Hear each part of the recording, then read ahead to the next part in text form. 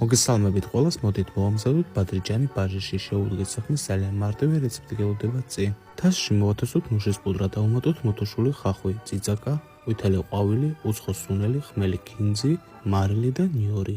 ეხლა კი დავუმატოთ ჰაის თხილის რძე. ჰაის რძე დამზადებულია მცენარეულ საფუძველზე, რომლის შესაფერისი არა მხოლოდ ვეგანების და ვეგეტარიანელებისთვის არის, არამედ ლაქტოზის აუტანლობის მქონე ადამიანებისთვისაც.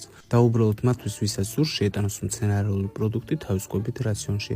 რაც მთავარია, ჰაის რძე ჰორმონების, ანტიბიოტიკების, საღებავების და კონსერვატების გარეშეა დამზადებული. ჰაის რძის შეძენა შეძლებთ სუპერმარკეტ კუდულში და ფრესკოში. მიღებული მასა კარგად უნდა დავაბლენდეროთ, სამ არ გახდება ერთგვაროვანი სტრუქტურის. შემდგომში კი ჩავდოთ მაცივარში.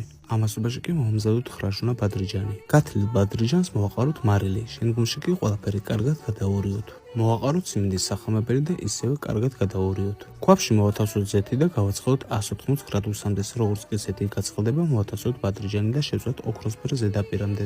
დავიწყოთ კერძის სერვირება. პირველ რიგში მოვათავსოთ ბაჟი, შემდგომში კი მოვათავსოთ ხრაშუნა ბადრიჯანი. ზედაპირზე მოვასხოთ ცოტაოდენი ქინძის ზეთი და გავაფორმოთ ქინძის ფოთლებით. აი ესეთი არაჩვეულებრივი კერძი გამოგვივიდა. აუცილებლად ცადეთ, არ ინანებთ, ნამდვილად გემრიელია.